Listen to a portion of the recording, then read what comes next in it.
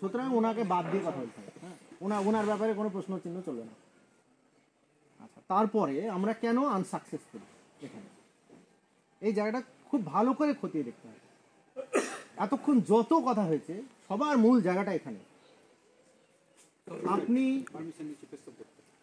আপনি কথা বলছেন অথচ আমি শুনছি না, আমি কথা বলছি উনি শুনছেন না, তাহলে এই জায়গাটা কি একটা অবিশ্বাসের বাতাবরণ তৈরি হয়ে গেছে?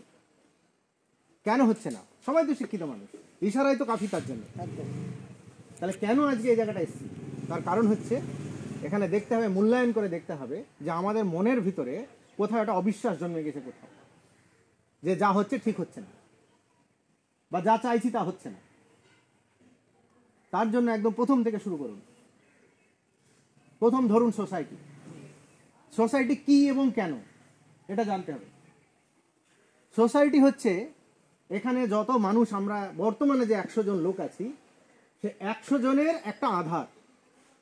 সেখানে আমরা প্রত্যেকে এক একটা এলিমেন্ট, আর আমাদের প্রতিনিধিত্ব করার জন্য এখানে গুটিগত 3-4 জন মানুষকে দায়িত্ব দেওয়া হবে।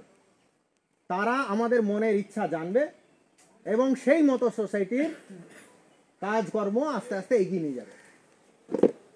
এটা মাথায় রাখতে হবে, আমাদের মনের ইচ্ছা জানবে। সোসাইটি যদি, আমি ব্যক্তিগতভাবে আমি বুঝছি যে আমার এইটা করা দরকার সোসাইটিতে, আর সেটাই আমি করছি, তাহলে কিন্তু আস্তে আস্তে আর যারা মনের ইচ্ছা পোষণ করে যে এইটা হওয়া দরকার, এইটা হওয়া দরকার, তারা কিন্তু আস্তে আস্তে নিশ্চুপ হয়ে বসে যাবে। আমি একটা উদাহরণ দেবো, এখানে কেউ মনে নেবেন না, কিন্তু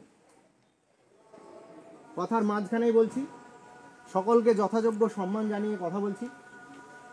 যারা ভালো মানুষ তারা শ্রদ্ধা নেবেন, আর যারা অন্তর থেকে খারাপ মানুষ তারা আমার অশ্রদ্ধা নেবেন। তো এখানে আমি কাউকে ছোট করার জন্য বলছি না। এখানে এক সময় নিউটন ভাই আসার পর একটা জিনিস শুরু করলাম, সেটা হচ্ছে নাম্বারিং।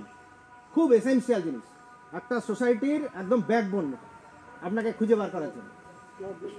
প্লট নাম্বার, বাড়ির নাম্বারিং কী রকম হবে, কথা হয়ে গেল এরকম এরকম হবে, যেমন হয় কোথাও থেকে একটা অশুভ শক্তি কোথা থেকে চলে এলো যে না নাম্বারিং হবে না, কবরে চলে গেল সেটা।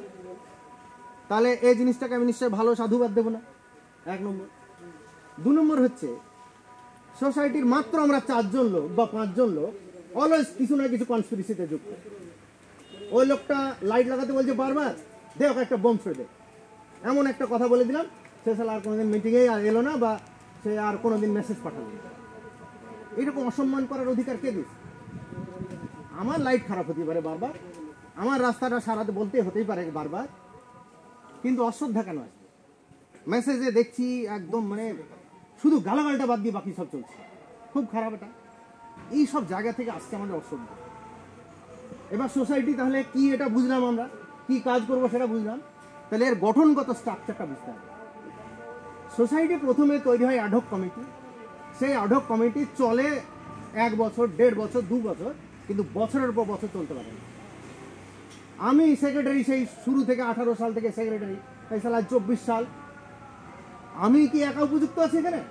আর কোনো লোক নাই?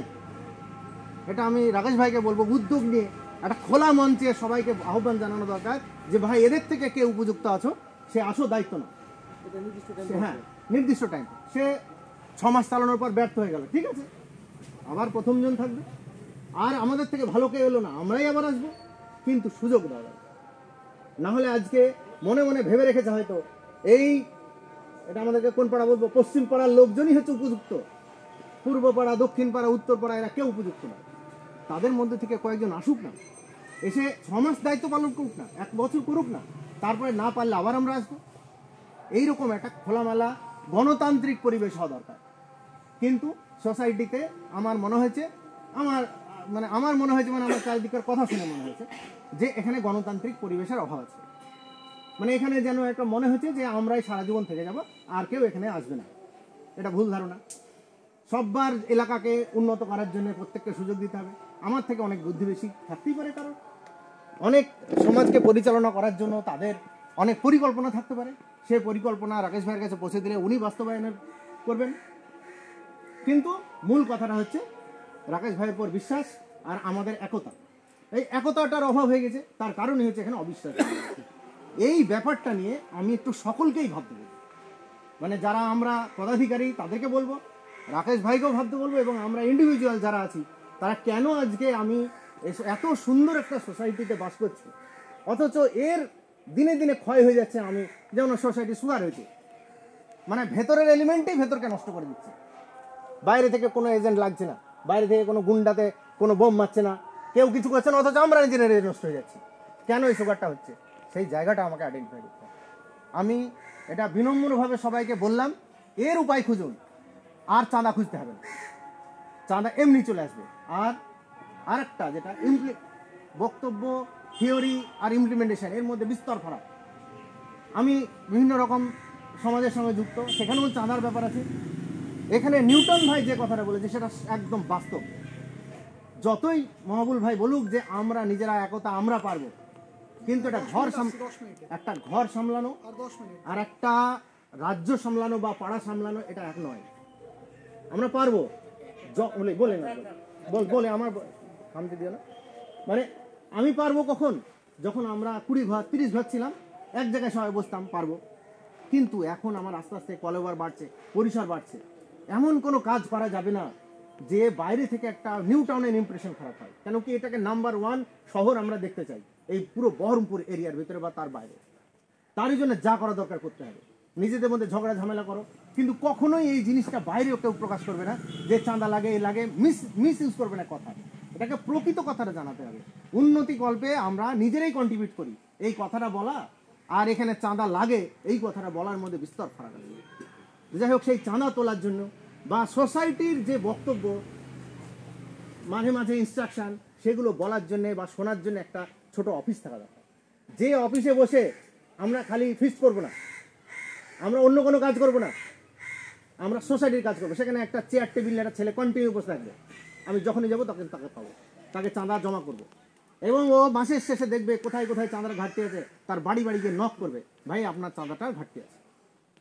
আমার ধারণা খুব তাড়াতাড়ি আবার আমরা রিকভার করে দেবো। আপনারা এবার ভাবুন বিষয়টা নিয়ে, এটা আমার রিয়ালাইজেশন।